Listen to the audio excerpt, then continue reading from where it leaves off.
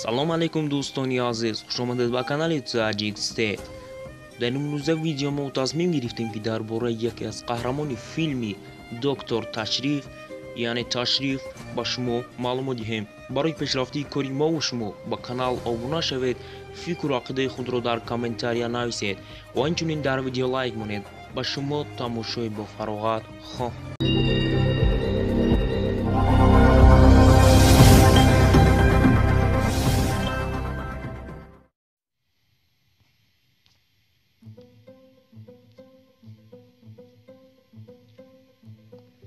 Танер Олмез 9 августи соли 1986 дар шаҳри Истанбули Туркия таваллуд шудааст.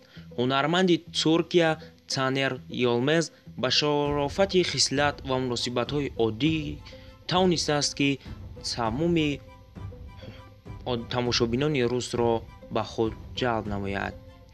актёр бо ёрии чеҳраи ҷавонии худ духтарони тамоми дуньёро ҷодугарӣ кардааст. дар саҳифаи расмии худ яъне дар Instagram вай 1 миллион подписчик дорад. оё ин ки нишондиҳандаи муваффақияти актёр нест. кӯдак ва навраси ситораи оянда дар оилаи навозондагон таваллуд шудааст.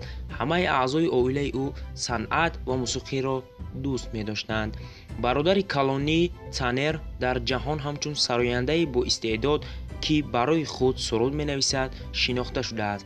писарак аз хурдӣ аз ҳамсолонаш фарқ мекард. муаллимони мактаб пай бурданд ки бача хотираи фавқулодае дорад ки ба он ба осонӣ маълумотро аз ёд мекард. ба гузашти вақт писарак истифода бурдани онро омӯхт ва дар назди хишовандон ба хондани шеър шурӯъ кард. дар айни замон генҳо ба ҳеҷ ҷо нарафтанд. дар мактаб писарак ба курсҳои вокалӣ шурӯъ кард. ба гуфтаи худи актёр дар синни мактабӣ ба ӯ насиб шуд ки ба намоиши театрӣ равад. вақте ки писарак шунид ки чӣ гуна мутахассисон бозӣ мекунанд ва месароянд, ӯ аллакай дар бораи актёрӣ фикр мекард. ин фикр ба бача он қадар писанд омад ки дар ояндаи наздик ӯ тавонист театри мактабро ташкил кунад. ҳунарманди турк Танер Олмез карьерашро дар назрасии бачаи пулҳои аввалини худро ба даст меорад. ӯ дар як қаҳвахонаи хурд ба кор даромада бегоҳҳо дар он ҷо ҳунарнамоӣ мекард. дар яке аз ин бегоҳҳо ӯро пай мебаранд ва ба кор дар театри касбӣ даъват мекунанд. донишҷӯй комилан ба олами театр ғарқ шудааст. Танер оҳиста вале бо боварӣ ба орзуи худ наздик шуд. актёр Танер Олмез филмҳо ва сериалҳоро бо иштирокӣ дар баробари театрҳо инчунин дар бисёр сериалҳои машҳур нақш бозӣ кардааст.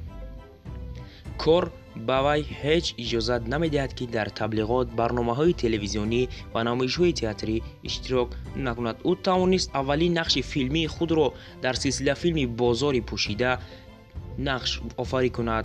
гарчанде ки ин нақши эпизодӣ буд, актёр онро аввалин кинои худ медонад. Танер Йилмаз дар силсилафилми Ҷазр каме баъдтар актёр пешниҳод мекунад ки ба кастинги филми нави Татар Рамазон биёяд. ин наврор ба бинанда дар бораи қаҳрамони миллии турк қисса мекунад. ба шарофати ин силсилафилм Танер таҷрибаи зиёде гирифт. шӯҳрати воқеӣ ин ҷавонро филми бисёр сериягии мавҷ овардааст. ин саргузашти ошиқонаи зану шавҳар тавонистанд ба тамоми ҷаҳон ошиқ шаванд. кори навбатии бача серияи Қосем империя мебошад ки дар он ҷо нақши як шоҳзодаи усмони ҷавонро бозӣ кардааст. ҳамчун писари калонӣ маҳз ӯ ҳуқуқи асосии қудратро дошт ва инчунин вай дар бисёр силсилафилмҳо асрҳои аср, империяи Қосим ва инчунин соли 2019 инҷониб дар силсилафилми Табиби муъҷизавӣ яъне доктор Ташриф нақш офарид. Танер дар нақши муъҷизавии доктор бо тахаллуси Алӣ ки бемории нодир синдроми Самант аст нақш офаридааст ки аз сабаби он мағзи ӯ нисбат ба одамони оддӣ тавонотар кор карда метавонад. ин ба ӯ кӯмак мекунад ки қарорҳои дуруст қабул кунад ва одамонро наҷот диҳад. мегузарем ба ҳаяти шахсии Танер Йилмаз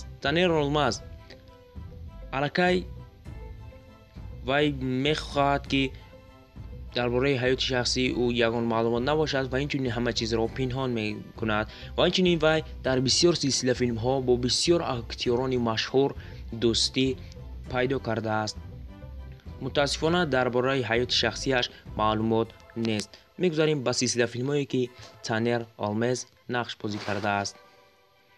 تانر آلمز سال 2009 در سلسله فیلم زاکرتنی رینک با طبق خلوص گیابتین، سال 2012 در سلسله فیلم پادریان گارد با تخلص صدیق و در سال 2013 در سلسله فیلم تتر رمضان با تخلص کابان احمد و در سال 2013 در سلسله فیلم پریلی با تخلص مرد سرز و در سال 2015 در سلسله فیلم ولیکولب نیوک ایمپریا کیاسین با تخلص شاهزاده عثمان و در سال 2017 در سلسله فیلم بانک رازبیتیخ سرچه با تخلص عثمان و در سال 2018 در سلسله فیلم پاچتا دودولو با تخلص تیفور و در سال 2019 در سلسله فیلم ایشتین سیسلر با تخلص کاراشو و از سال 2019 این جانب در سلسله فیلم جدا دکتر یعنی معجزه دکتر تشریف با تخلص دکتر علی وفا نقش بازی کرده ایستاده است.